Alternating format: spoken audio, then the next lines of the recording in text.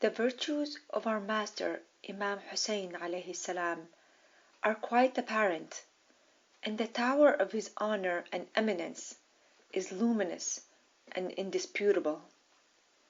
In all matters he holds an exalted status and honorable rank. There is none among the Shia and others who have not praised his grace, excellence, and superiority. The intelligent among them have recognized the truth, while the ignorant are furbishing them. And why would this not be, for his esteemed self is surrounded from all sides by nobility, and the great appearance has taken hold of him all over, while beauty has sunk deep into him from all directions, and this cannot be denied by any Muslim. His grandfather is Muhammad al-Mustafa, the chosen one, salawatullahi alayhi wa alih. His father, Imam Ali al-Murtada, the approved one. Grandmother, Hazrat Khadija alayhi salam. Mother, Hazrat Fatima Zahra, the splendid one. Brother, Imam al-Hasan, the honorable one. His uncle, Ja'far al-Tayyar, and his progeny from the pure Imams of the chosen ones among the family of Hashim.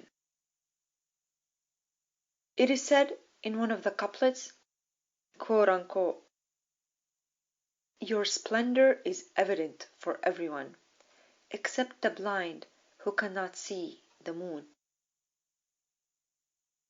In Ziyaratun Nahiya, our master Imam al-Mahdi, Ajjalallahu Farajahu Sharif, praises his excellent personality in the following words: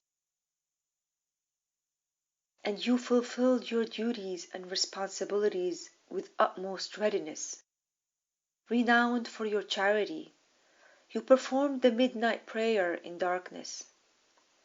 Your path was firm, you were benevolent among the creatures, greatest among the precedents, noble with regard to the lineage, and eminent with regard to ancestry.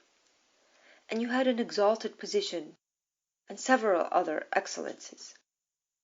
You were of a commendable character, amply generous. You were forbearing, sober, penitent, benevolent, knowledgeable, rigorous. A martyred Imam, penitent, beloved by the believers, dreadful for the disbelievers. You are the son of the Prophet of Allah and the deliverer of the Holy Quran, and the arms of the nation, and the one who endeavored in the way of Allah's obedience. Protector of the oath and covenant. You hated the path of the transgressors, a bestower upon those in trouble, one who prolonged the bowing and prostration. You remained abstinent from the world. You always viewed it with the sight of the one who has to leave it soon." Then he continues to say, "I wonder at myself that I am about to glorify the one whose praise has exhausted the paper. The water of the seas is insufficient to fill the book of your excellence, so that I may dip my finger in it to turn the pages thereof to read it." His valor. The reporters and reliable authorities specify that when Imam Hussein alayhi salam intended to go to Iraq, Ubaydullah ibn Ziyad dispatched troops, one after the other, towards him, and also gathered the police force to kill him. He prepared an army of 30,000 soldiers, foot and horsemen, to follow him in groups, one after the other, and to surround him fully equipped from all sides. They gave him the following notice, quote unquote, "Either submit to the orders of the son of Ziyad and swear the oath of allegiance to Yazid, or to be ready for combat, which would split open the liver and cut the life vein, dispatch the souls above, and would throw the bodies headlong onto the ground. But the Imam, following the footsteps of his respected grandfather and father, refused to surrender to indignity. He set an example of self-respect and honor for the people, and accepted death below the sword. Then he himself, along with his brother and family members, arose to defend Islam, and accepted death instead of submitting to the tyranny of Yazid. The wicked and vile army desisted them, and the immoral infidels started shooting arrows at him. But Imam Hussein alayhi salam stood firm like a mountain, and nothing could weaken his determination. His feet were more resolute upon the earth of martyrdom than a mountain, while his heart was not disturbed because of the fear of battle or death.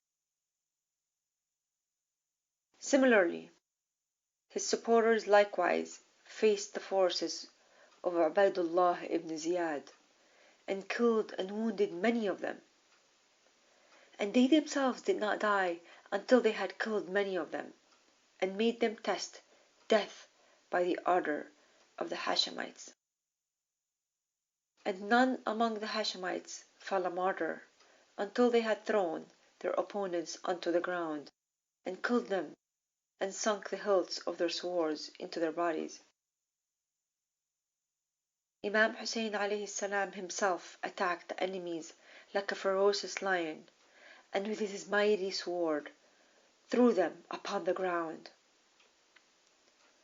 The narrator quotes a man as saying, "By Allah, I have seen none like him, who having lost his sons, relatives, and dear friends, and in spite of this, his heart being powerful and serene, and feet firm upon the ground.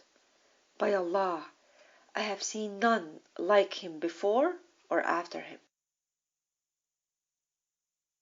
It has been related that there arose a dispute for a farm between Imam Hussein alayhi salam and Walid ibn Uqba.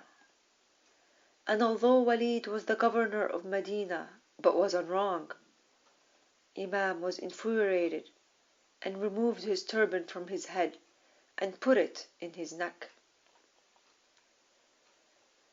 In the book Ihtijaj, it is related from Muhammad ibn Sa'ib that one day Marwan ibn al-Hakam told Imam Hussein alayhi salam that if it were not for your esteem and honor through Hazrat Fatima alayhi salam, how could you have gained excellence over us?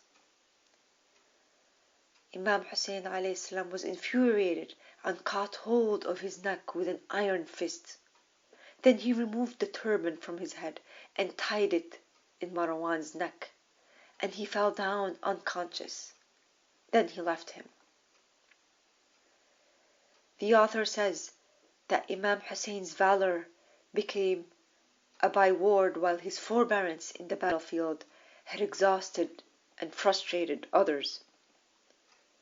His combat is similar to that of the Holy Prophet in the Battle of Badr, while his forbearance, even after facing numerous enemies and possessing supporters less in quantity, is similar to his father Imam Ali alayhi salam in the Battle of Siffin and Jamal. Imam al-Mahdi Ajjalallahu Farajahu al-Sharif in Ziyaratun Nahiya says, quote unquote, "And they initiated the attack upon you.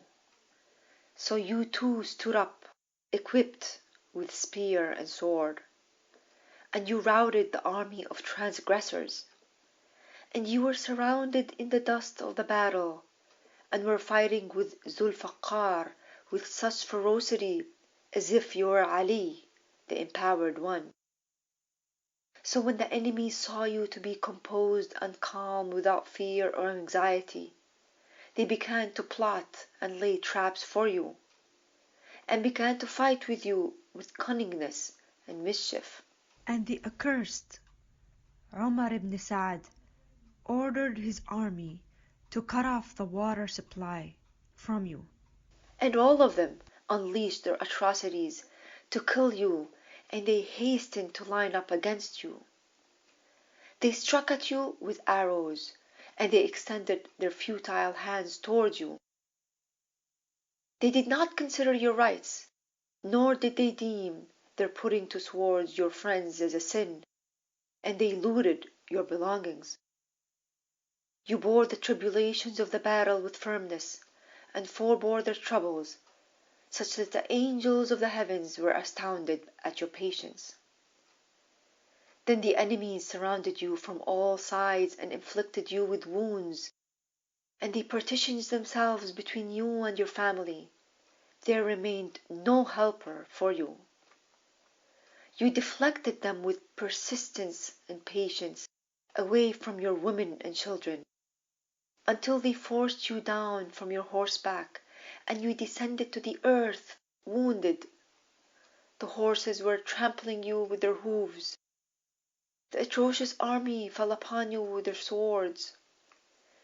The perspiration of death appeared on your forehead, and your hands and feet folded and unfolded to the right and the left with uneasiness. You were beholding with fear your belongings and your household, when in such a situation you might not have thought of your children and family due to personal pain.